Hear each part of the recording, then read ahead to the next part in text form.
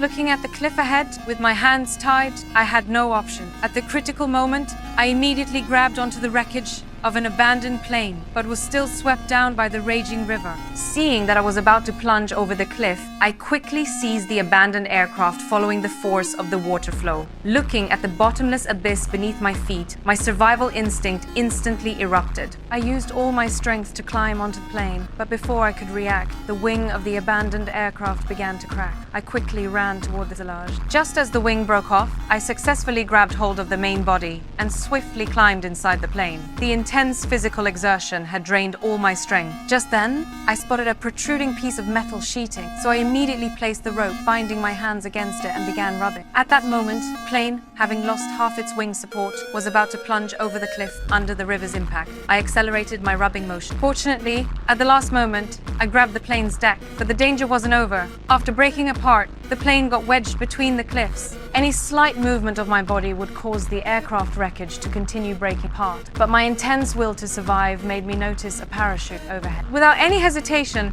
I reached for the parachute with my other hand, but just as I grabbed it, the plane completely broke apart. Clutching the parachute, I plummeted off the cliff. I immediately opened the parachute, but the worn-out chute still let me crash to the ground. After resting briefly, I continued fleeing forward. However, I then realized I had arrived on a deserted island. I immediately went to a tomb chamber to meet up with my companions. Then I climbed up the ancient tomb and forcefully turned the wheel on the door. As the last wheel finished turning, all the wheels began to retract. Immediately after, the entire tomb chamber door collapsed instantly, and a huge opening appeared before my eyes. I descended into the tomb chamber using the retractable mechanism, only to discover in horror that it was filled with human remains. Suddenly, I accidentally stepped on a mechanism. The next second, my companion was pierced through by sharp iron spikes. Before I had time to grieve, I noticed a broken bridge ahead. To find my father, I quickly used a ladder to cross the broken bridge. But just then, a mercenary triggered another mechanism. Instantly, a huge disc blocked the exit, and immediately after,